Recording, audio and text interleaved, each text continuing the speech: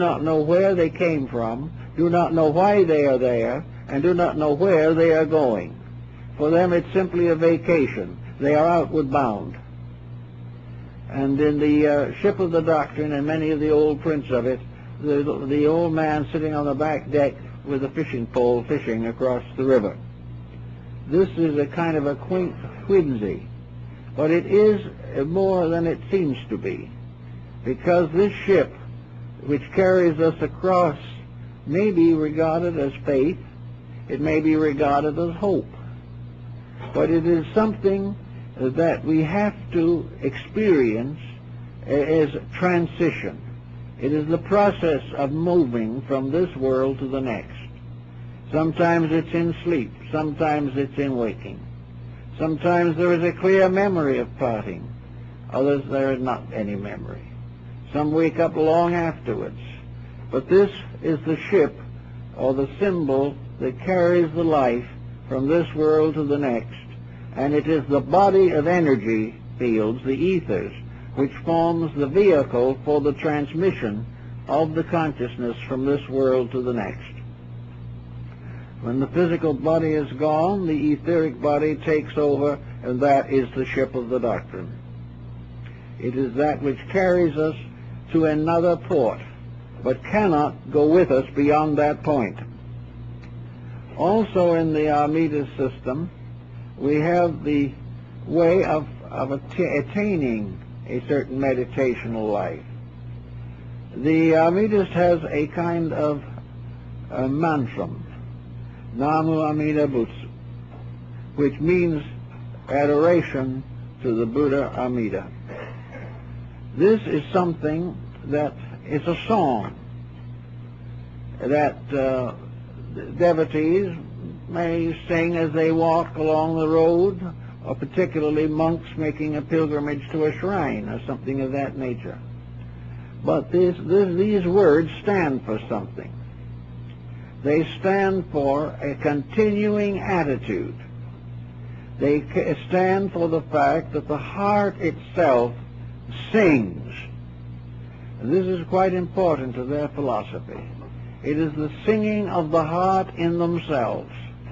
As they go along doing anything of life that they are supposed to do, they are constantly worshiping reality.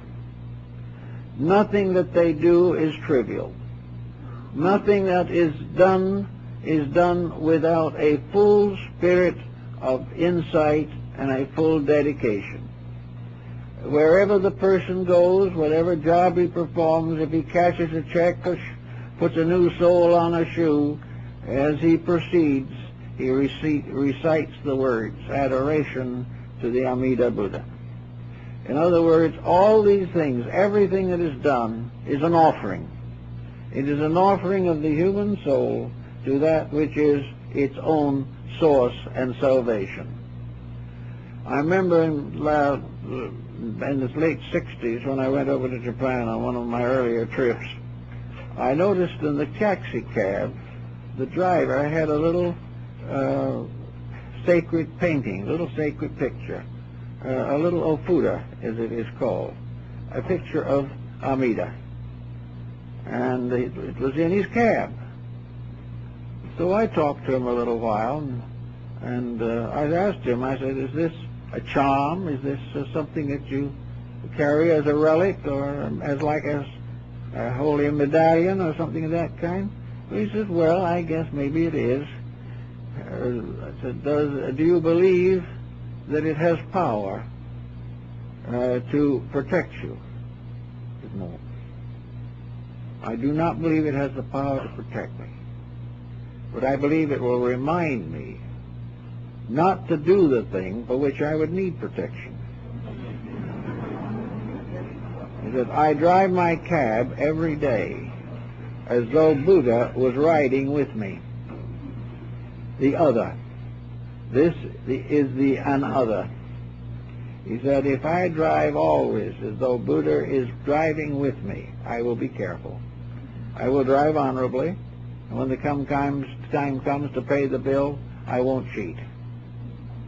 Because I believe that if I do these things And every time I look at the little picture in my cab, it reminds me of my own faith, in case it should slip a little or something of that nature. But it is also the symbol of the presence of eternal love with me every hour of the day and every hour of the night. With me in the home, when I'm sitting with a sick child, when my parents die. All these things happen.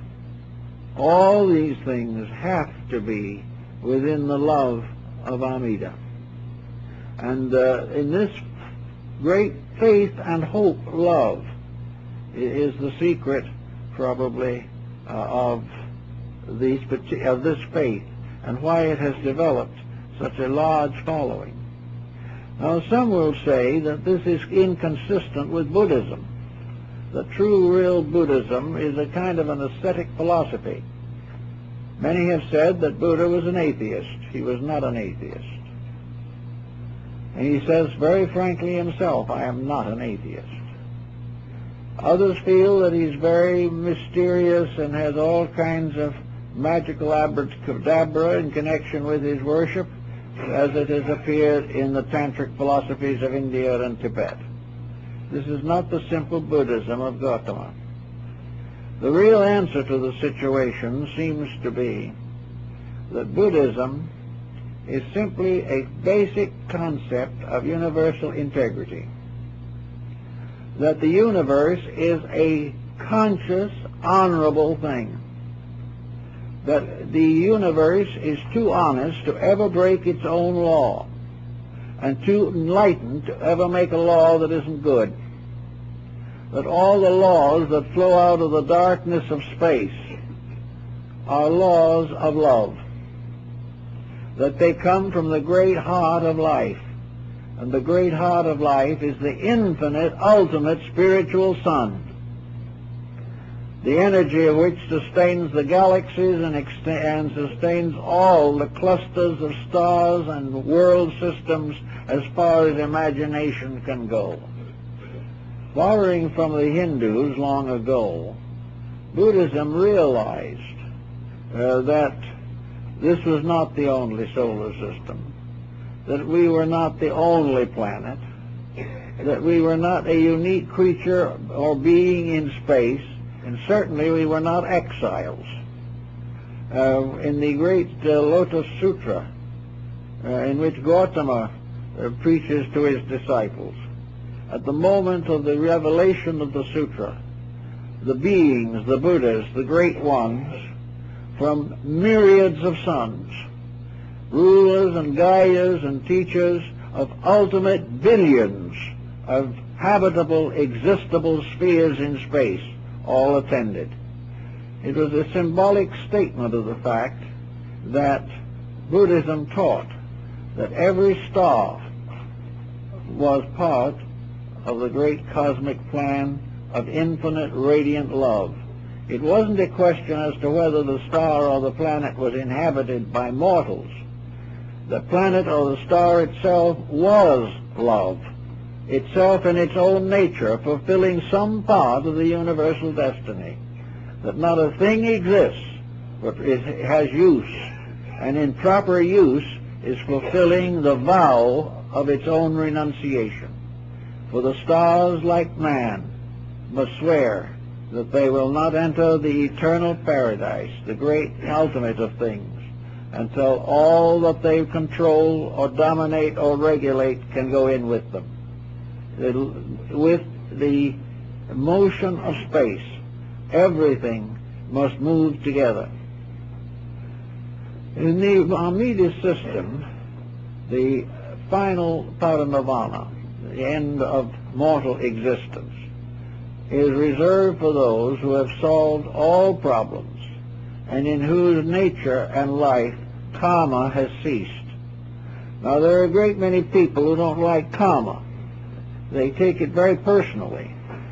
They feel that it is one of the most common detriments to their happiness. But actually, karma is not anything of this nature at all, because the karma rewards good just as quickly as it is said to punish ill. Karma does not punish ill. Ill punishes itself, but it is the law of karma that regulates the procedure. Karma also rewards itself. But as time goes on through the evolutionary processes of things, the individual, by learning, by living, by dying, by being reborn, by contemplating and meditating the realities of existence, gradually learns not to make the common mistakes that have burdened him for maybe many hundreds of ages. He discovers the virtues of life. He begins to practice greater kindness. He is more thoughtful. He lives a cleaner life. He is more attentive to those values which are good. His love of beauty increases. His integrities are strengthened. And gradually, karma fades out.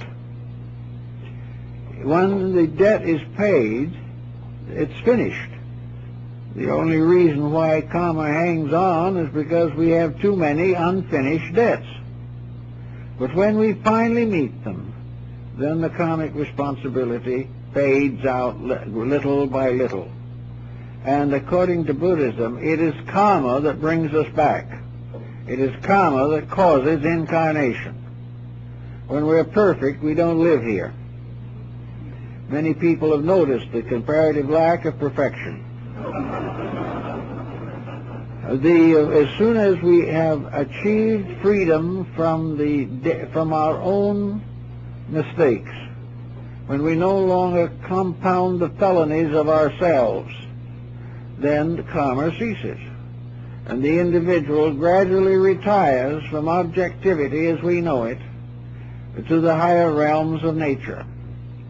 When all bonds cease, when the individual has exhausted every weakness of his own nature, when he has attained all righteousness, when at last there is nothing more to learn, nothing more to accomplish, and he has set in motion the wheels of redemption for everything within his domain, then according to Buddhism, he may retire into the state of Buddhahood. From this state, he cannot return to this world as a person, because in correcting his mistakes, he has also exhausted his personality. The moral rule being, a personality is a mistake.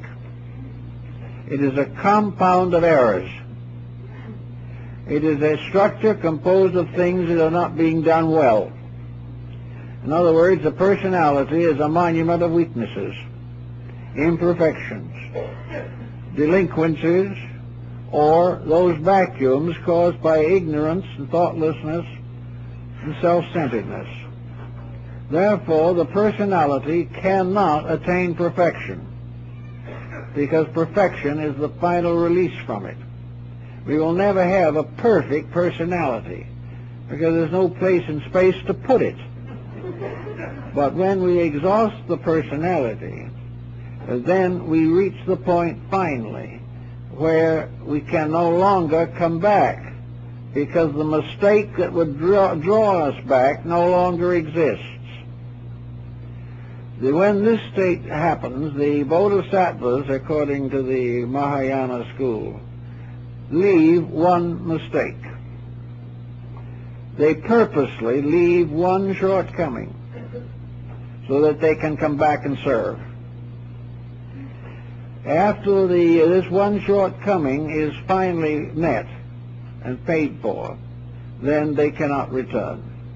But they purposely leave something as a link between themselves and a world in pain, in order that they may continue to serve by enlightening. According to the Buddhist concept and according to Buddha's own doctrine, those who enter the final Mahaparinirvana, or the extinction of self, which is the troublemaker,